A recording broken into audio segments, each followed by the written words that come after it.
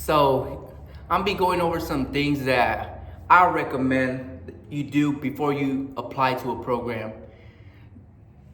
I know the acceptance rate is very low. So just getting a high GPA, getting good grades is not always the best thing that you could do. You got to go up and beyond if you really want to stand out with your application. You have to realize there's thousands of people applying, and there's people that are applying multiple times also, and they look at that sometimes. Like if you've applied for that same program, they look at that and they see if you've made any changes, if you've retaken a class in the time that you didn't get accepted, and they look at all that. So if you are applying to a program for your first time and you want to get accepted your first year, you want to make sure that you stand out. And what can you do to stand out? Obviously, get a good GPA, get a high GPA in your prereqs, and score semi-high in your GRE. But apart from all that, apart from scoring high and getting a high GPA and everything like that, what I feel is most important is what are you doing outside of school?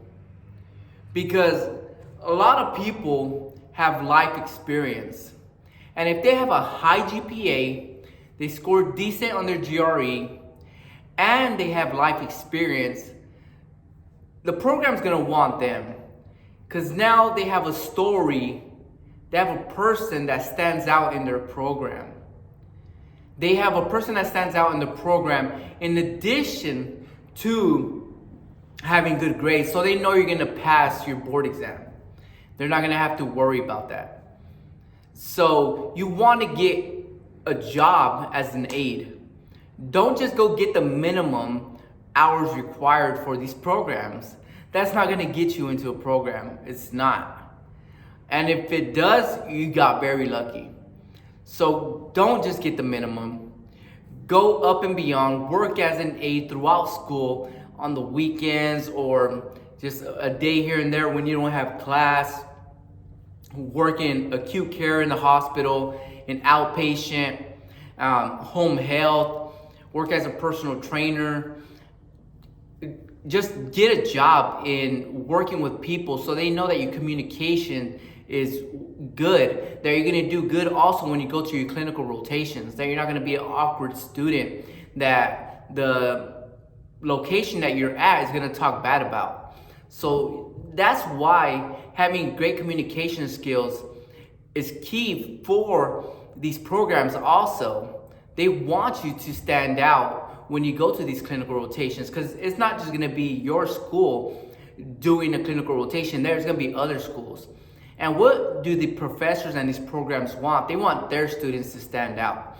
They want people to talk about their students. Like a student, when I got a student from this college, he did great. He was up and beyond these other students that came from these other colleges. They like to hear that feedback because they know when they do, these clinical instructors are going to recommend other aides, other techs to go apply to this program because this program is doing great. Because every time that they've had a student from that program, they're excelling. So go get some hands-on experience. Go work. Go get thousands of hours, and get paid.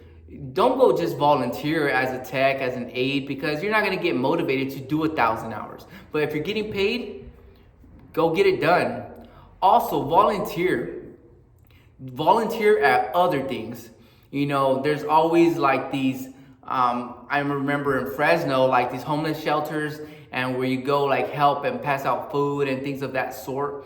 Go do things like that. Things that are kind of not in the physical therapy field, but where they see that you actually have a good heart also. But do it if you have a good heart. Don't just go do it because you want to get into a program. You want to be able to enjoy these things too, because if not, you're going to lose motivation to apply to these programs. So that's a few of the things that I recommend doing before you apply, because they're looking at everything. They take a holistic approach to their application. So you want to make sure that you're standing out, getting good grades, getting extracurricular activities If you're in sports in college, obviously that looks good because you're able to get good GPA and be in sports at the same time, and they know that's very difficult. And they know you're not going to be in sports when you're in their physical therapy program. So the chances of you getting in and doing well into their program, and if you were able to maintain like a 3.5 GPA while you were an athlete, they know that you're going to be able to pass their classes and also pass the board exam when the time comes. That's why they want the people with good grades, but they also want people with life experience, because they're always looking at things like that. They ask you questions in your interviews, like, you know, if this situation occurred, I can't go into details, but if this situation occurred, what would you do? Or if this, like, that's some questions of like different scenarios that you wouldn't really be able to answer unless you have like life experience. So make sure and go out and get some life experience while you're in school. And I know it's difficult. Like for myself, I started college when I was 28. When I started, I knew what I wanted, and I knew I wanted it fast. So I was looking into programs right my first year in undergrad, and I was doing research on them, and I was looking at what they required and what they needed. So from the get-go, I was looking for jobs. I was working as a personal trainer. Throughout my whole schooling, I was taking like 23 units at a time and still working in the hospital and personal training on the side. So I was able to show that I was a full-time student taking classes, taking like 21 units at a time and still working at the same time. And I was able to show that on my application, and also talking to at-risk youth and doing these volunteer, doing this volunteer work at different locations at the fire department. And I was doing also like speaking to jobs about like health and fitness, doing little wellness seminars. So they want to see all this. They want to see that you're skilled in every approach, that you're going to be able to communicate with clinical instructors, that you're going to be able to pass your courses, that you're going to excel, and that you're going to be an asset to the program. It's like a job. It's like a job is not going to want to hire you unless you bring something to them, that you bring some income to them, that you bring more customers to them. And it's the same thing with the program. They want to know what you're going to bring to the program.